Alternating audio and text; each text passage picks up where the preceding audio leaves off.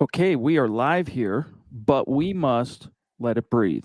We need some of that O2, saturate the bloodstream, because we're going to be talking about some important Indianapolis Colts subject matter. Welcome in, everybody. It is the Horseshoe Huddle podcast. I'm Chad Jensen. The man next to me needs no introduction from yours truly. He's Andrew Moore. Follow him on Twitter at Andrew Moore NFL. Andrew, dude, first of all, people are probably going, "Yo, who are these?" I know one guy on this podcast. I don't know about this Jensen dude, but be that as it may, let's sweep that under the rug and let's get straight to what the Sam Hill dude. The Colts absolutely upset the Chiefs. Before we get into some of the weeds, some of the analysis, the deep dive, what was your gut reaction to that win? It was a wild Sunday there in Lucas Oil Stadium. I was there taking the game in, and like I was telling you before we started here, it was probably the loudest that I've heard Lucas Oil Stadium in quite some time. The fan base was fired up about this. Going into the game, I mean, the Colts were 0-1-1. There was quite a bit of angst among Colts fans last week after the shutout loss to Jacksonville. But the Colts came out. The defense and special teams played great. Offense took care of it in the end, and it really kept the fans in the game. The crowd, I think, definitely played a big factor in it. But man, what a wild game! And it just seems, I mean, towards the end of the week last week, you had a feeling the Colts usually play up to their competition. I mean, we've seen it the last few years with whether it's the Chiefs, the Packers, the Bills, or the Chiefs again. The Colts generally come up to play these big games, and that's what they did on Sunday. And it was a huge win for not only the Colts, but for this week, but possibly to get their season finally started in the right direction for them. What does that say, Andrew, about the soul of a team that would go and get shut out one week by an upstart Jags team and then upset a juggernaut like the Chiefs? I think number one, it shows, I think, how embarrassed this team was after that shutout to the Jaguars. I mean, we had talked about it all off season about how when the Colts were really embarrassed to end the season in Jacksonville, knocked them out of the playoffs. We had talked about how they wanted to get revenge and really redeem themselves down there in Jacksonville. And then they go down and put up a 24-0 effort where people questioned whether the team was even motivated down there. There were calls for Frank Reich and Chris Ballard to be on the hot seat or even fired all last week. And I mean, the players are human. The coaches are human. They see that, whether they say it or not. They see what we write about them. They see what we say about them. Yeah. And they gave them some motivation to go into this game. Nobody was counting them to go to beat Kansas City. In fact, most people thought that Kansas City was going to run away with this one. And so their pride was on the line. And I think they stepped up to the challenge, but I think it just shows kind of that this locker room is still a very tight group. They're not going to let that outside noise really infiltrate it because they have veterans on this team now, guys that are really good leaders and guys that generally want to be on this football team together. They're guys that like to play with each other. And whether you think that really means anything or not, it does make a difference when times get tough in the NFL. So it was a good rally by the Colts. They're not out of the woods yet. There's certainly plenty of things that they do need to work on, but it was definitely a step in the right direction. When we talk about, and by the way, guys, the reason we do these as a live stream podcast, we love talking to each other. We're going to have a ton of fun. But guys like Stats Matt jumping in on YouTube, what's good, big dog? Thank you for being with us. We want to hear what you guys have to say about this. All right, YouTube, Twitter, Facebook. We want to hear your thoughts. Sound off. This is your opportunity. All right, we will definitely get to some of your topics here in just a moment, but there's a couple other matters here that I wanted to pick your brain on, Andrew. And first and foremost is Matt Ryan. How are you feeling about the Matt Ryan experiment? I think it's still fair to call it an experiment 3 weeks into the season. It's been filled with ups and downs, and I'll be honest, I did not expect it to be the roller coaster that it has been. I thought we got off the roller coaster when Carson Wentz was traded to the Commanders, right. but that's what it's looked like so far. There's been moments where Matty Ice has been Matty Ice. I mean, he led the game-tying drive in Houston, the game-winning drive against the Kansas City Chiefs. and he's looked solid, but there's been other times where he hasn't been able to protect the football. He has 7 fumbles in 3 games. He has 4 interceptions in 3 games. So there's been some turnover issues. He obviously hasn't been protected well by this offensive line, and there's been some misses. So again, we're 3 games in, and I think when you have a new quarterback, whether it is Matt Ryan, Phillip Rivers, Carson Wentz, we've seen this over the past few years with the Colts that it's not going to be smooth sailing right away. It takes time for these guys to get acclimated to their new team, get acclimated into a Frank Reich offense, learn their teammates, and really hit the ground running. So as we go along, I think we want to see Matt Ryan probably play up a little bit better. Obviously, he has not been at his best because of the reasons I've said.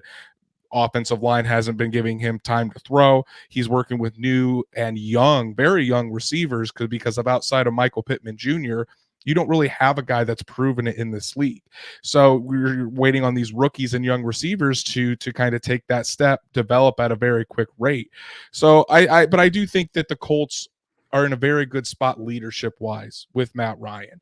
I think if there was a different quarterback like a Carson Wentz that was there last year, if he was leading the team this year, I don't know if that game on Sunday ends in a Colts victory. It very well could end up in a Kansas City victory because of having Matt Ryan there, the leadership that he brings, the feeling amongst his teammates that you're never out of a game when Matt Ryan is there. So I think that's probably been the biggest difference with Matt Ryan. And then as the weeks go along, as he gets more familiar with his teammates, if this offensive line can bring it together, then I think you will start to see a Matt Ryan that's really dialing things up and getting the Colts down the field and scoring some touchdowns.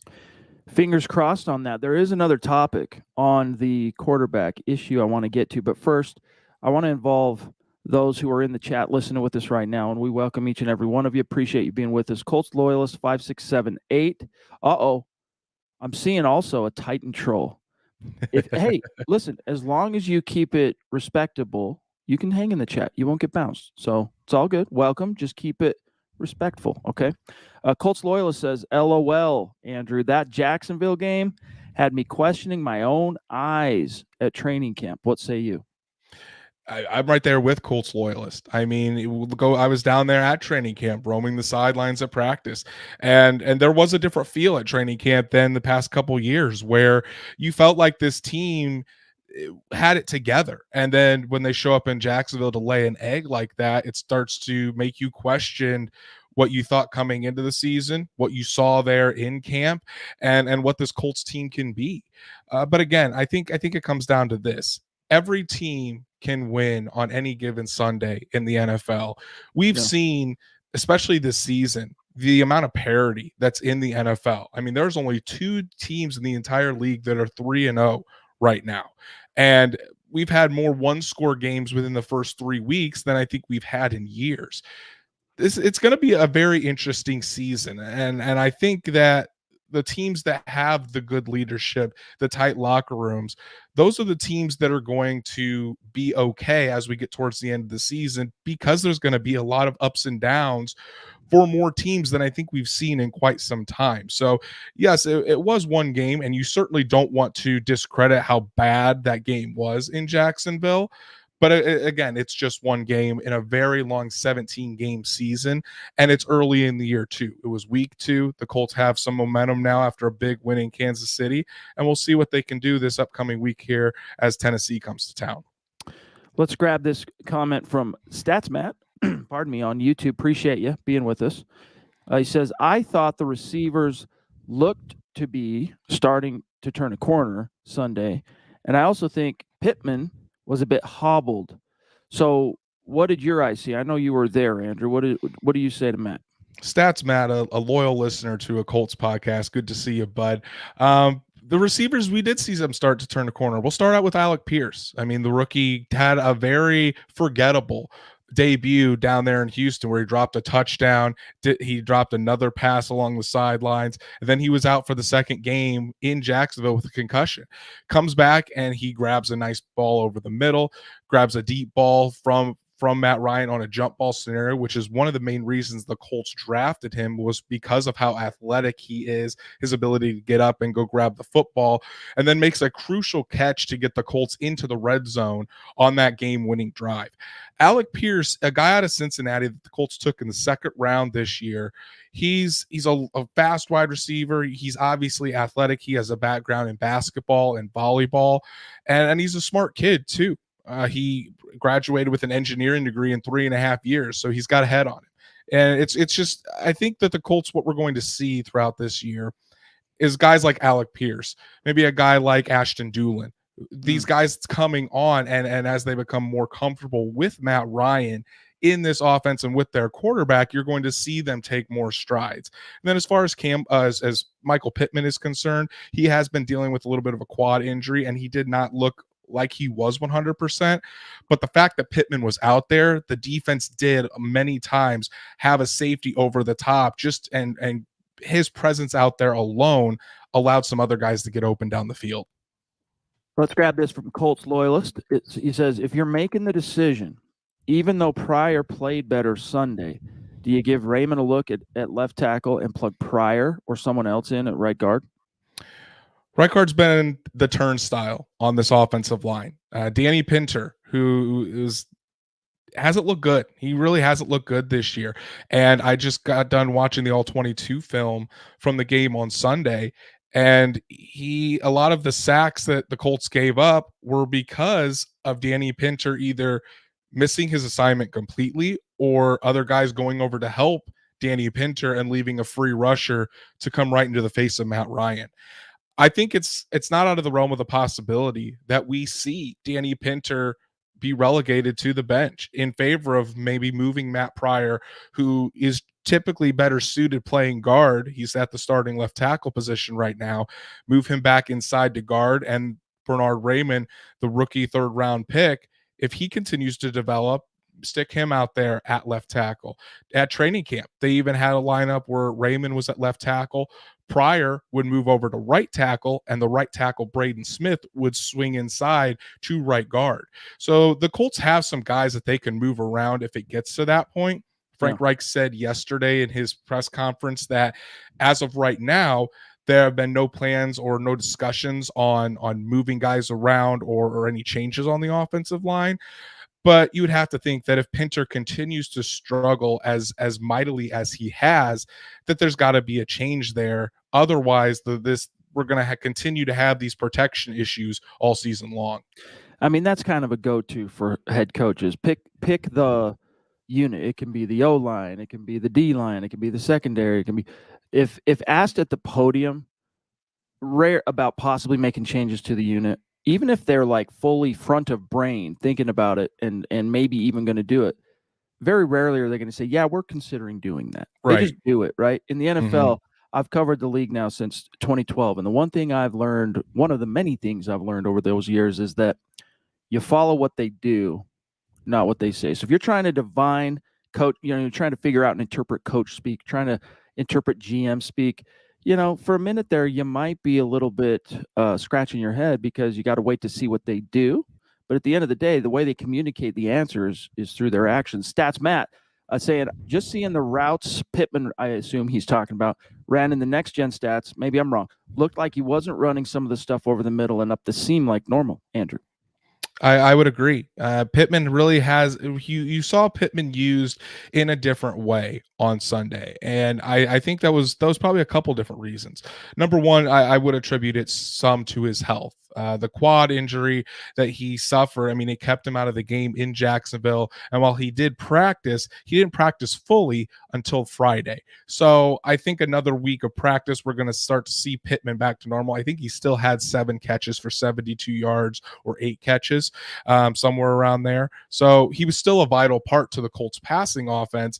And I think a second point that I'll make about those routes is that the Chiefs really paid attention to Michael Pittman.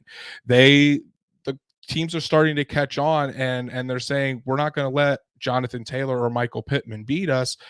The Colts are going to have to beat us in other ways. And so you're going to have to expect more attention to Michael Pittman until guys like Alec Pierce, Paris Campbell, Ashton Doolin start to become threats week in and week out, so that way you can't put so much attention over to Pittman's side. Otherwise, you risk getting burned by one of those other guys. Real quick, I'm going to use one of the tools that this software we use to stream offers up. And I want to marvel a little bit here. Let me do the best I can to blow this up so our viewers aren't having to pull out the binocs to try and get. All right. I want to marvel here, Andrew, because we've talked a lot about the offense up to this point, right? Mm-hmm. I want to marvel for a second at the job this Colts defense did on the Chiefs. Now, 315 yards, holding Patrick Mahomes, trust me, as someone who has covered the Broncos for the majority of my NFL media career, that's no mean feat, right? Limiting Mahomes and that offense to 315 total yards. Rushing, they kept him to 58 yards. I mean, you look at third down, the Chiefs converting 3 out of 10. I mean, 30%. Fourth down, 1 for 2, 50%. In the red zone, they were only 50%. I mean, I've spent a lot of time talking about the Chiefs over the years. Obviously, Andrew, these are atypical numbers. What was it about the Colts? What did they do that you saw breaking down the All-22 film that seemed to so confound and confuse Mahomes? I think the biggest part was the Colts got pressure with just their front four. And for this Gus Bradley scheme, that is crucial to the success of this defense. Now, it only ended in one sack. It was only one sack by Yannick Ngakoue. But the thing is, they kept Patrick Mahomes uncomfortable throughout the entire game. Frank Reich said it best. We kept him in the well. We didn't allow him to escape and make those big plays down the field that Mahomes is likely to do almost every single weekend. The Colts really did a good job of not only pressuring from the edge, but their interior guys of DeForest Buckner and Grover Stewart, guys coming in to put that pressure in Mahomes' face, so that way he had to get the ball out quickly. He couldn't just stand there all day and wait for those long developing plays that the Andy Reid and the Chiefs love to dial up. He couldn't sit there and just wait for those to happen. So great job by the Colts front four of really putting the pressure on Patrick Mahomes, so that way the other 7 guys back there could get back in coverage and really focus on Travis Kelce, Juju Smith-Schuster, Marquez Valdez-Scantling, all those weapons that they have on the Chiefs. And then that stat that you just said, 3 for 10 on third down for the Chiefs. The Colts got off the field on the most crucial down. And credit to Stephon Gilmore, credit to Isaiah Rodgers, those guys making plays. The rookie Rodney Thomas II, who came in for Julian Blackmon as safety once Blackmon went down with an ankle injury. He was out there making plays all over the field, 7th-round pick out of Yale. The Colts defense stepped up, and the defense is really the unit that kept this team in the game until the fourth quarter, when the Colts offense finally had that winning drive. So it was a masterclass by Gus Bradley on how to defend Patrick Mahomes and this Chiefs offense. Man, I've covered Gus Bradley in a few different scenarios, and one time at the Senior Bowl, I think was he the Jags decor? I'm trying to remember. It's been many, many years, but I was fly on a wall watching him coach the defense, right? I think it was the South team, if I'm not mistaken. But anyway, you probably remember what year this is. I don't know. I'm getting old, okay? I'm older than I look. But you listen to him talk to his dudes, and I know these are young men at the Senior Bowl, right? They're still in many ways kids, but dude, I was finding myself getting amped up. I'm like, I couldn't give 2 flying rips about the Jags back then, or, I'm just there to cover. And I'm just like, wow, this guy is such a motivator. This guy is such he's a leader. And then, of course, he brings the X's and O's acumen to the table, which is key. Colts loyalists saying the Rock and Rodney's played really solid football. He has. He's been a guy that has honestly surprised me. I thought coming into training camp that there was a chance Rodney Thomas II was only going to be maybe a practice squad player, someone that was really going to have to fight for the team. But he's shown early in his career, number one, how smart of a football player he is, and number two, how quickly he has acclimated himself to the NFL game. He's a guy that started out by contributing on special teams, which for the Colts is huge if you're going to make the team on the back end of the roster, and then making the most of his opportunities when Julian Blackmon goes down with the ankle sprain like he did on Sunday, and coming in and just be doing his job. He was out there deflecting deep balls and being that deep middle of the field safety that is so crucial in the Gus Bradley single high look that the Colts are running this year. So that's the type of plays that he needs to make. When his number is called upon, he's got to go out there and do his job well. And I think he's giving the Colts more confidence, not only in their depth at safety, but more confidence that if someone goes down like a Julian Blackmon or Rodney McLeod, a Nick Cross, Rodney Thomas can play both of those safety positions and play them well. I want to get to a couple things here before we're going to keep this podcast relatively bite-sized. And our plan moving forward is to do a couple of these a week, streaming them live. We want to engage the community of Colts fans as best we can. So again, whatever's on your mind, get it in the chat. We'll make you a part of the show in that way. We love the feedback. We want to hear from you. So tonight it's going to be a little bit of a bite-sized podcast. We'll have another bite-sized podcast, and we're just going to keep doing that. It's a lot of fun. We love coming on here and talking Colts, and then, of course, talking with you guys. But, Andrew, before we start winding things down, who are your biggest studs and duds for the Colts in Week 3?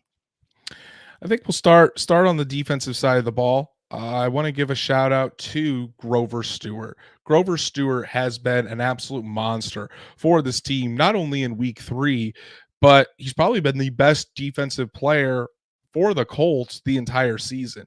The guy, all he does is blow up running plays, and he is a big reason why that the Colts lead the league in yards per carry average. The Colts are only giving up 2.6 yards per carry, and they've played very good. They played some pretty decent rushing teams in Jacksonville.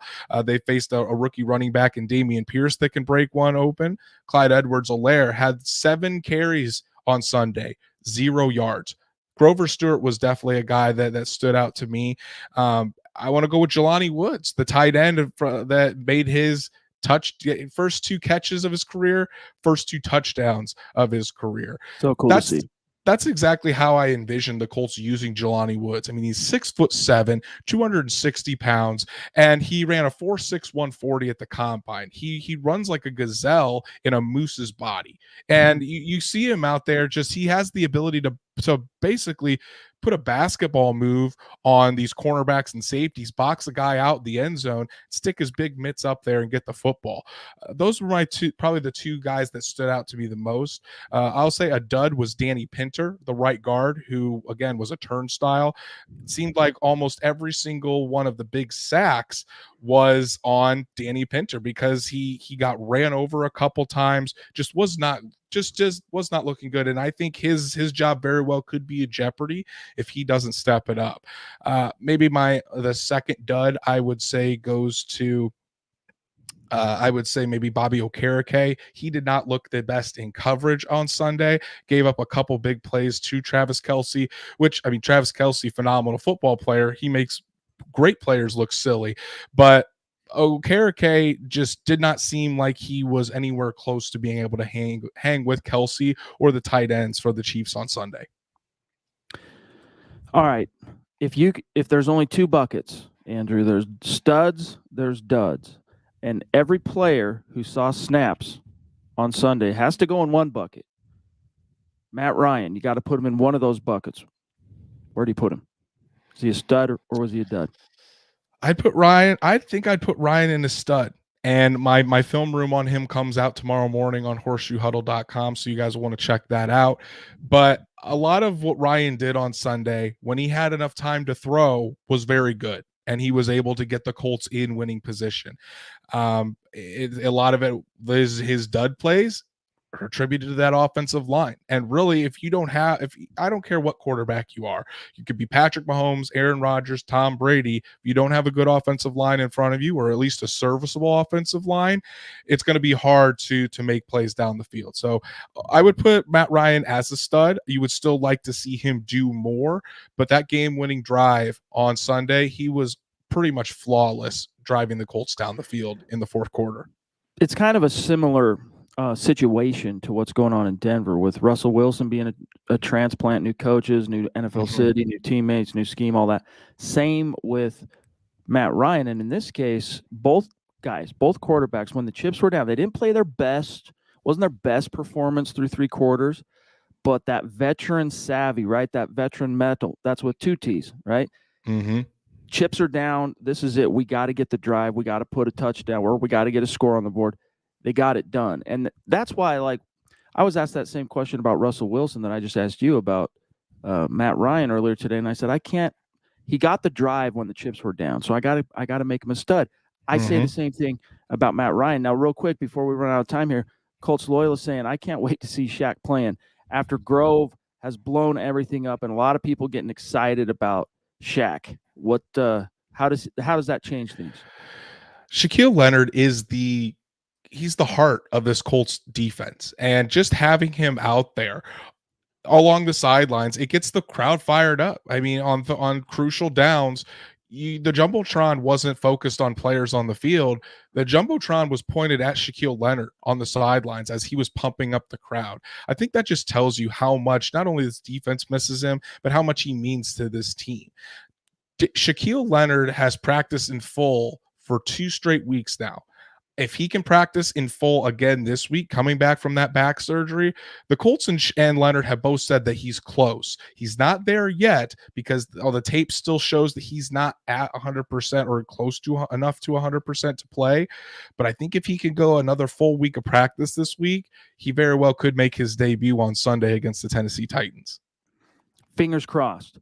Wyatt says Chris Strausser had better figure out the O-line's issues before he gets Ryan in a body cast. That phase is what's holding this team back from elite status. Now, I don't know about elite status, Wyatt, but I'm with you in the sense that it's for the casual surface fan, Andrew, offensive line, you start talking about the intricacies of it, and they glaze over. You know, my dad, if you asked him, he'd tell you he's a hardcore football fan. But if I started talking about offensive line, I'd lose him. He'd be like looking past me. He'd be looking at his watch. But at the same time, as is maybe the least sexy unit, right, of a respective football team, it's arguably right up there with anything. I mean, you can make an argument besides quarterback. You can make an argument that offensive line is as important as any other component to a team's outlook and success. This O-line, Chris Strausser, what's going on, dude? What is it going to take, you think? Is it just the right, pull this guy out, plug this guy in? Is it just kind of shuffling things to get everybody where they need to be? I think it's more complicated than that. I really do. And I think because it's not, again, I've been kind of talking bad about Danny Pincher this whole episode, but there's other times where Braden Smith, though your right tackle who you're paying $70 million, he hasn't looked great this season, and he's been blown by speed rushers. Ryan Kelly, your center that is a top 5 paid center in the league, you're paying him a good amount of money, and he hasn't been the greatest either. Matt Pryor is still trying to figure things out at left tackle, which is probably the most important position on that offensive line. The Colts are paying their offensive line $42.2 million this year. That's the most in the league. And when you're put so much resources into a specific unit, you expect them to play at a very high level. And so far, that hasn't been the case. It could be Strausser, the coach, and it could be that guys just are missing assignments. Could be communication issues between the offensive line and Matt Ryan as they're trying to still iron those out. I think it's a combination of all three. And when you have all those three going at the same time, combined with 2 new starters on that offensive line in Pryor and Pinter, it's a recipe for disaster. But it's a disaster that needs to be fixed quickly. Otherwise, your number one player in Jonathan Taylor can't create lanes and you can't use him to your advantage. You can't use Matt Ryan how you want to, a guy that you went out and traded for, and it just makes this offense a big jumbled up mess. So I think until the Colts can figure out their offensive line issues, it's going to be slow for this offense, and these games aren't going to be looking pretty. This note here from Colts loyalists, and I was surprised to see your article about PFF and the Colts 3 top 10 O linemen. Great read. Go give that a read, guys. Before tonight sometime when you get off the pod. Go check that out. But I want to grab one more from the community. Marquise jumping in, and then we got to say goodnight for today. All right. Marquise says, it's turning around. It's turning around, and I bet we tear the Titans and the Broncos up. Colts Nation for life, and I don't give a dang who we play. They can lose too.